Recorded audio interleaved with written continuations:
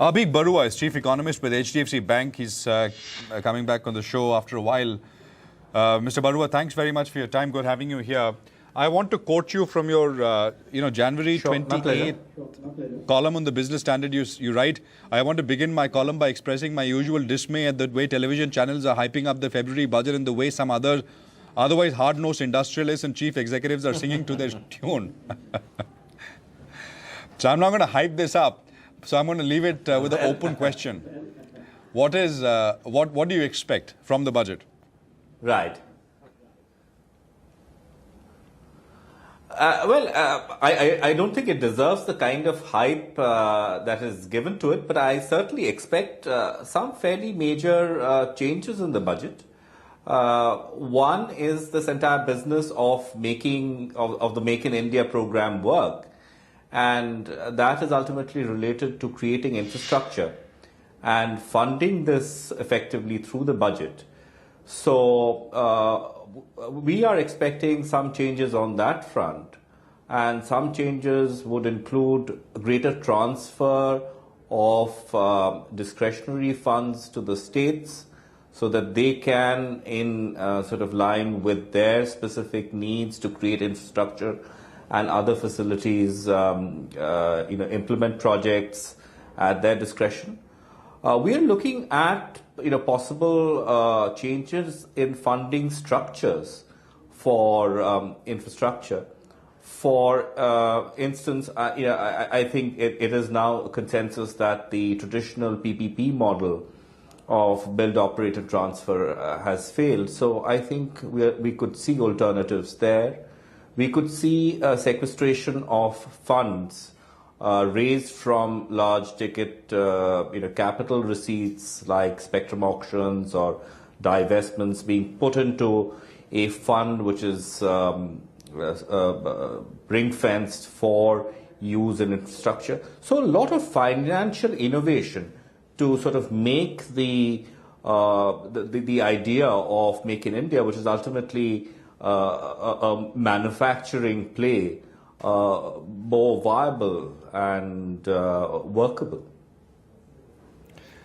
Mr. Barua, is the debate about fiscal deficit reduction versus government spending a real one? Or do you think there are enough tax tailwinds that the government can effectively and credibly forecast a deficit reduction at the same time increase public spending? Or do you think there's a real choice to be made here? I don't necessarily think so. I mean, we could do with a little more fiscal headroom, and I have always, supported people who've made a case for easing up a little on the fisc to enable capital spending. But I understand that this is a sensitive issue, and it might not go down too well with the external investor or the community or credit rating agencies. So I think one realization that has to be driven home to people who sort of watch the budget somewhat casually is that not everything is funded from the budget, right? There are PSUs who can fund infrastructure programs, either invest themselves or they use their cash surpluses that they're sitting on to fund other programs. So as I said earlier, we need mechanisms, we need templates which deviate from the traditional PPP template, but to enable this sort of matching of demand and supply of funds where it's needed, which is precisely infrastructure, to enable it. So to a degree, I think this debate is a little sort of overplayed.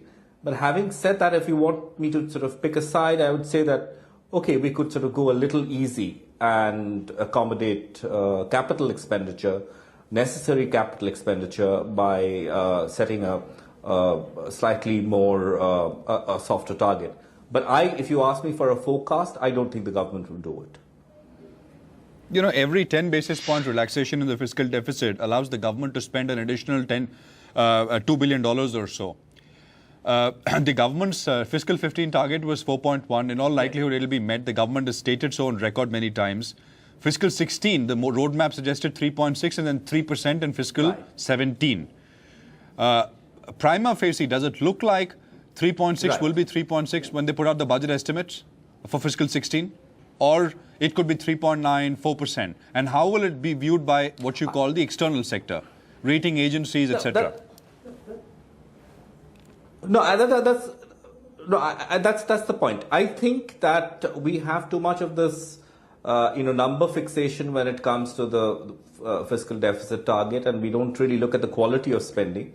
I think a strong case can be made for, letting the number slip a little if the quality of spending improves and the space that you create is actually sort of taken up by productive spending, particularly in infrastructure.